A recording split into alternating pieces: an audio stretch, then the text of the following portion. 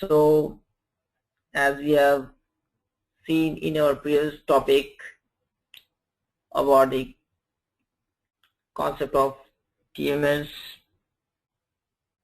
water transport layer, transport routes, water conservation routes, and we have also seen delivery routes, how it has been configured in transport management system, and what are the type of change requests. Okay, so now we are going ahead more with the transport management system. So today we are going to learn about transport directory, the concept of transport directory. Okay, and you will see how the transport request will be imported to quality, and we also seen configuring transport domain, and we are learning about TPR3 trans and CP program. So when I'm talking about transport directory is a file system located on OS level where the objects in change request that were released and exported from the R/3 systems are physically copied so that they can subsequently be imported to a target R/3 system. So where is the transport directory you can find at the OS level. If you go at the OS level, my computer, the drive where your SAP installed and SAP, and here you can see the trans directory. So this is what I was talking about. This is the transport directory, which is a file system located on operating system level, where all the objects in the change request that were released will show. So often in a system landscape there is only one common transport directory. Okay, so all R/3 systems that share the same transport directory make up a transport group. So let me show you with an example. This is your quality development, quality and production, and this is your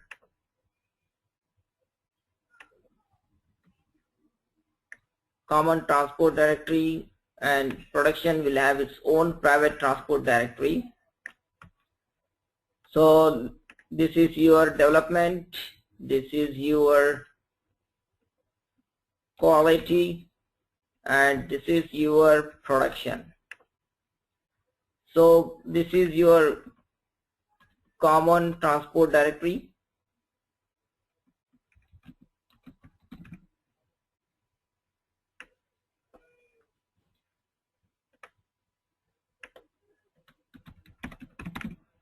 And this is your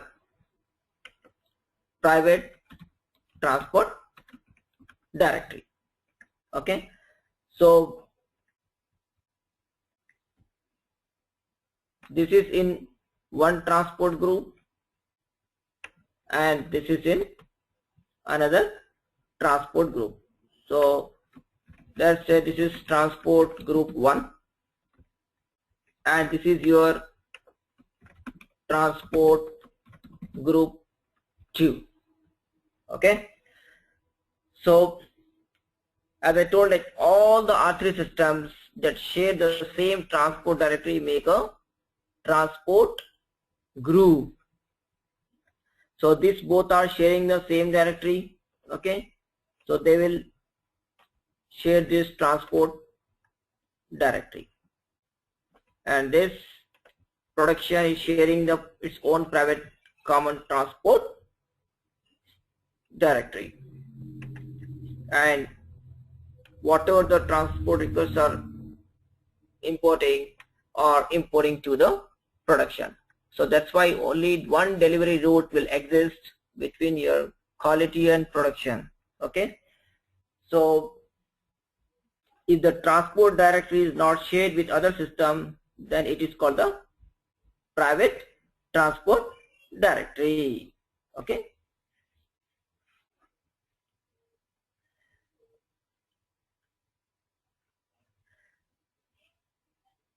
Now, as I was showing you the directory of transport directory, let me explain about each and every part of the directory.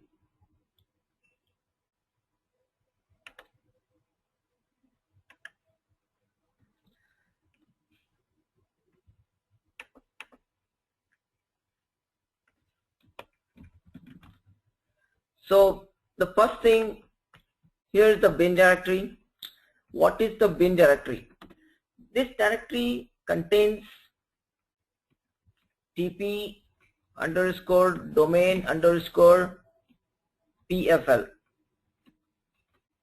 This is a file which is the mainly transport parameter file.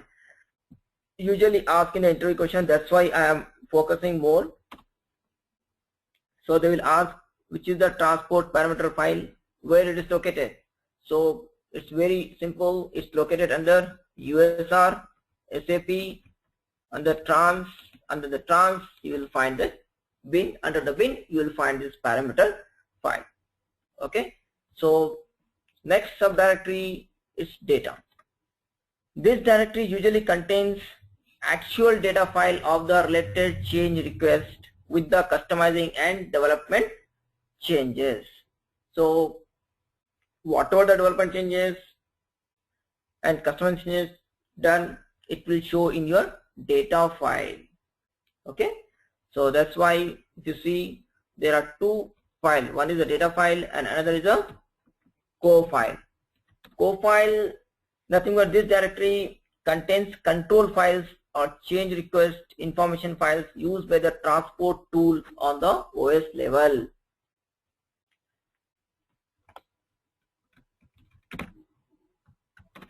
And also we've seen there a buffer. Okay, so buffer, so if you see in the bin you can find that domain, this is a TP domain NSP parameter file. Okay, and the data file you will see that what are the requests the users release, it will show here. Okay, and the co-file, it will show what are the requests have been released. Okay, and the buffer. What is the buffer? This directory usually contains an import buffer for each arbitrary systems in a transport group, which contains the information of which change requests are to be imported in which system. So when you are importing the transport request, you need to know which system you are going to import the transport request. There is a log directory. This directory contains all types of log files about the export, import of change requests. So if any error occurs, right, you have to go to this directory and you can figure it out what exactly the error is. So this is very important directory. Similarly, if you see the EPS directory, this is this directory stores contains all patches. When you download the patches from the service marketplace, this is the directory where you download all your patches in this directory, and from there you will apply the patches at the front end level in the SAP. So this is very, very important concept which I am showing you the directory. So as I told,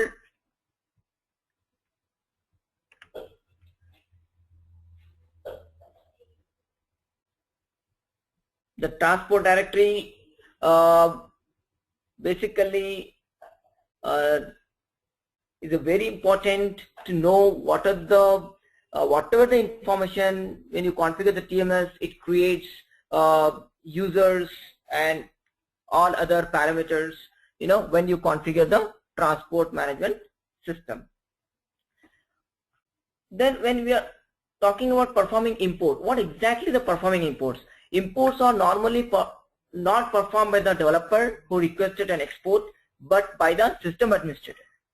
So for import, the administrator must log onto the operating system of a host in the target system as a user, SAP SID area. So in the SAP system, there are two background events that are triggered by TP at the beginning and one at the end of an import with TP import. Okay, so we are going to learn what is TP. Now, route of a request into target system. Now you want to see how the transport requests are moving from development to quality and to production, and how the route. So there are some few steps here. Like first is that the transport of a request begins when the owner of the request releases it. So once the owner of that request release, then the transport of a request begins here. Okay, he will release in which system? Development system. Second, after he release, after the transport gets released from the development, it is unlocked and the data is exported to OS level. Okay, then once the data is exported to OS level, what will happen? TP registers that the request has to be imported into target system, which is your production system. Okay, then what you will do, you will perform the import. You will perform the import to the target system. From target system, once you go to production, this you have to import using the transaction STMS. Then the object lastly will transfer to the target system.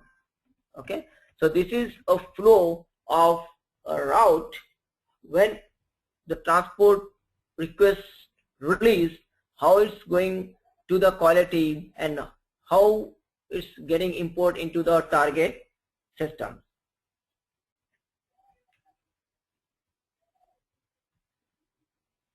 Now, when I'm talking about the transport domain, whenever SAP, once the SAP installation is done, as I told that you have to configure the transport domain. Okay, this is one of the post installation activities.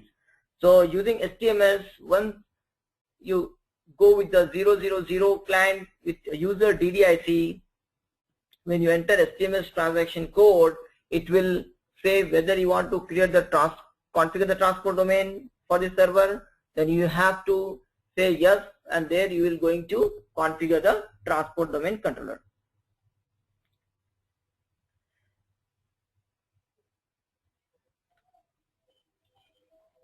So now we will see how are we going to create the transport and how we are going to release it to the development and quality. But before that, I missed one point, that is TP.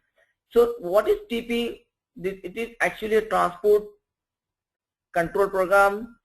It is a utility to transport objects between the SAP system and upgrading the SAP release. TP is called by the other programs like CTS, as I told, TMS and R3 up while doing the upgrade. What about R3 trans? R3 trans is nothing but this is a SAP program uses to transport data between the SAP systems and the migration between the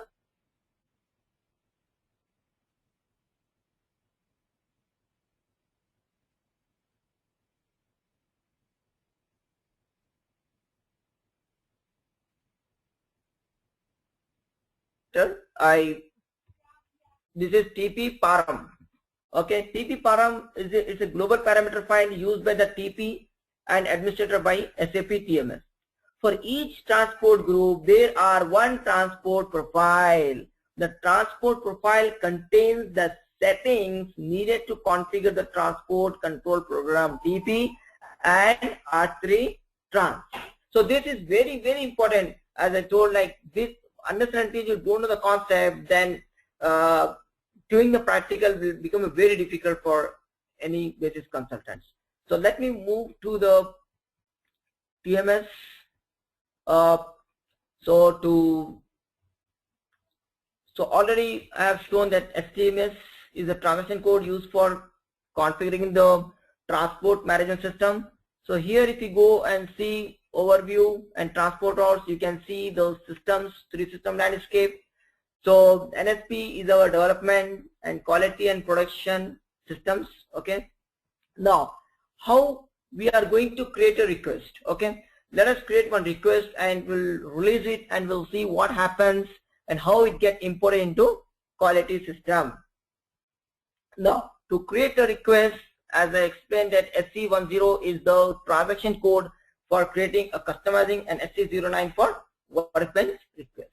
Let us create one request. So already the user is done. Okay, so I will be going to create a workbench request.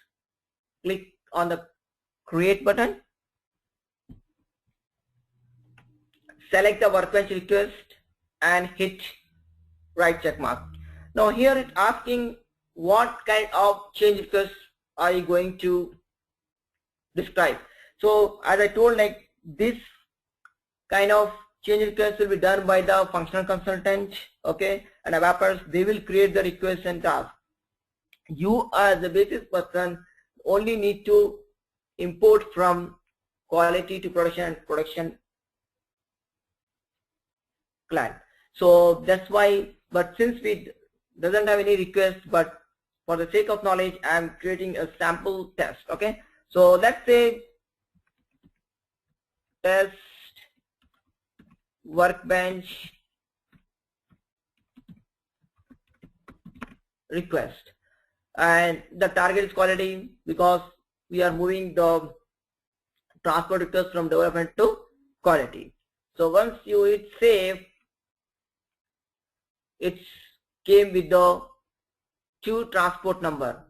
So the transport number is, if you see, it starts with the SID and K9 and the last 5-digit number. So always you remember that transport request number contains 10, which includes the characters and digits. Okay, so the first, always it starts with the development, because whichever is the domain controller, that it starts with that SID. As I said, NSP is our development server, so it is NSP K9 and the 5-digit number 00014. When I created one transport request, then what is the 15? So whenever I create any workbench request or customizing change request, a request and task will be automatically created. Okay, so once it's created, it's given a name, okay, by the user John. Now when you provide this task to any user, so what are the users, so what will developer will do, he will create one workbench request and he will assign this number to the functional consultant. Functional consultant, since he will provide this transport request task number to FI guy or SD person or any other functional consultant to start their work in the IMG. So the functional consultant will start doing the configuration in this transport request task. So once the functional consultant completed their task, they will go and release this transport request task. How they are going to release? Yeah, they will just click on this and you need to say release directly. So once you click on release directly,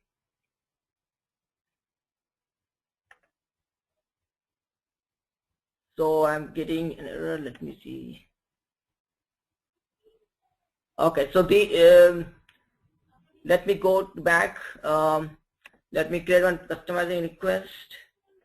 This kind of errors occurs because you have to understand why this issue is coming. Okay, let me take an example, customizing request test, and save yes. And if I go, so here, so I have created 2 requests here, 017, and so you will see like this. let me go and release this directly. It's saying has been released, request 0. See, now the request has been released. Okay, so if you right click and click on release directly, so the request has been released. The task has been released. So once the task has been released, what that functional consultant will do, he will give this task number to the owner of the transport request, saying that we have released the task, then please go ahead and release the request. So what the owner of that request will do, he will go and release that transport request. So once he releases the transport request, so this transport number will go and import into the quality server. So let's go and see whether it has been imported or not. So how to check? You have to go to HTML, okay, and then you have to go to overview and click on imports. So once you click on imports, refresh here, okay, and see in the QS the transport number which you have released appear in the quality server. So this is how in the real environment you will see the transport request is imported into quality. Similarly from here, once it came here, it will also be appear in your development server. So how you are going to see this transport request number? You can go into the co-file data file directly to see whether this transport request number is there or not. So if you go to co-file, yes, it's there in co-file, and it should be in the data file too. Yes, it's in the data file. So this is how the transport requests are generated in the directory. So I hope you understand the concept of how the transport request being imported from development to quality, and from quality it will get imported into the production the same way. So thank you so much for attending this topic. We will continue with the next session.